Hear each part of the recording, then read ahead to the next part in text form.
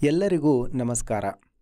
ತರಗತಿ 6ರ ಗಣಿತ ವಿಷಯಕ್ಕೆ ಸಂಬಂಧಿಸಿದಂತೆ ಒಂದು PBL ಅನ್ನು ನೋಡೋಣ. ಇದು ಸಮಮಿತಿ ಅಧ್ಯಾಯಕ್ಕೆ ಸಂಬಂಧಿಸಿದೆ.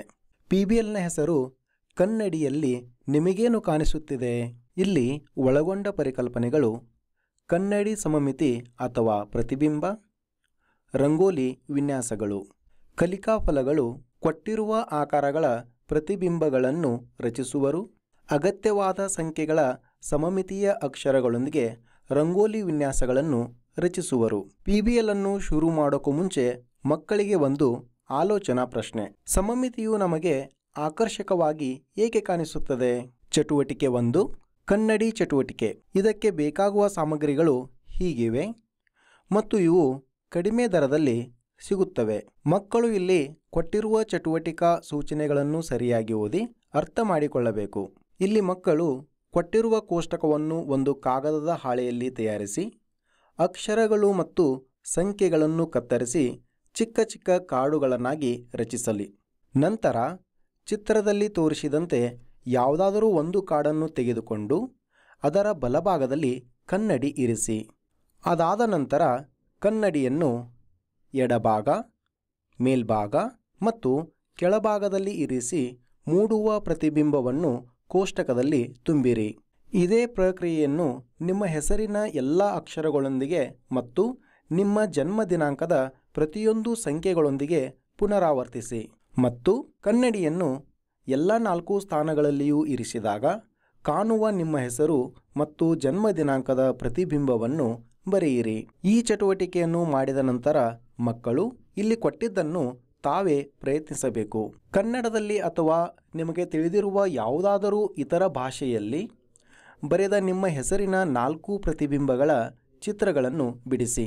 ಅದೇ ರೀತಿ ನಿಮಗೆ ತಿಳಿದಿರುವ ಎಲ್ಲ ಭಾಷೆಗಳಲ್ಲಿಯೂ ಬರೆದ ನಿಮ್ಮ ಪೋಷಕರ ಅಥವಾ ಹಿರಿಯರ ಹೆಸರುಗಳು, ನಿಮ್ಮ ಗ್ರಾಮದ ಹೆಸರು, ಜಿಲ್ಲೆಯ ಹೆಸರು ಇತ್ಯಾದಿಗಳ 4 ಪ್ರತಿಬಿಂಬಗಳ ಚಿತ್ರಗಳನ್ನು ಬಿಡಿಸಿ. ಈಗ ಚಟುವಟಿಕೆ 2, ನಿಮ್ಮ ಸುತ್ತಲಿನ ಪ್ರತಿಬಿಂಬಗಳು. ಈ ಚಟುವಟಿಕೆಗೆ ಬೇಕಾಗಿರುವ ಸಾಮಗ್ರಿಗಳು ಹೀಗಿವೆ. ಚಟುವಟಿಕೆ ಶುರು ಮಾಡೋಕ್ಕೂ ಮುಂಚೆ ಕೊಟ್ಟಿರುವ ಸೂಚನೆಗಳನ್ನು ಸರಿಯಾಗಿ ಓದಿ ಅರ್ಥ ಮಾಡಿಕೊಳ್ಬೇಕು. ವಿದ್ಯಾರ್ಥಿಗಳು ಇಲ್ಲಿ ಕೊಟ್ಟಿರುವ ಚಿತ್ರವನ್ನು ನೋಡಿ ತಮ್ಮ ಆಲೋಚನೆಗಳನ್ನು ಪಟ್ಟಿ ಮಾಡಬೇಕು. ಅಂದರೆ ಚಿತ್ರದಲ್ಲಿ ಕಟ್ಟಡಗಳು ಮತ್ತು ಅದರ ಪ್ರತಿಬಿಂಬವು ನೀರಿನ ಮೇಲೆ ಕಾಣ್ತಾ ಇದೆ.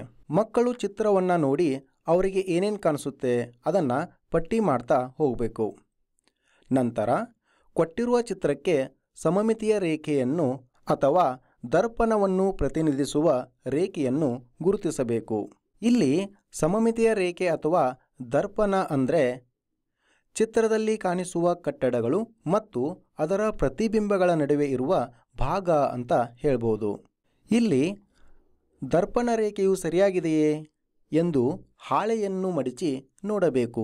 ಮಕ್ಕಳಿಗೆ ಅವರ ಮನೆಯ ಸುತ್ತಲೂ ಅಥವಾ ಅವರ ಶಾಲೆ ಸುತ್ತಲೂ ಕಾಣುವ ಕಟ್ಟಡಗಳನ್ನು ನೋಡಿ ಅದನ್ನು ಮತ್ತು ಅದರ ಪ್ರತಿಬಿಂಬವನ್ನು ಚಿತ್ರಿಸಲು ಹೇಳಿ. ಅದಾದ ಮೇಲೆ ಹಾಳೆಯನ್ನು ಮಡಚಿ ಎಳೆದ ಸಮಮಿತಿ ರೇಖೆ ಸರಿಯಾಗಿದೆಯೇ ಎಂದು ಪರೀಕ್ಷಿಸಿ.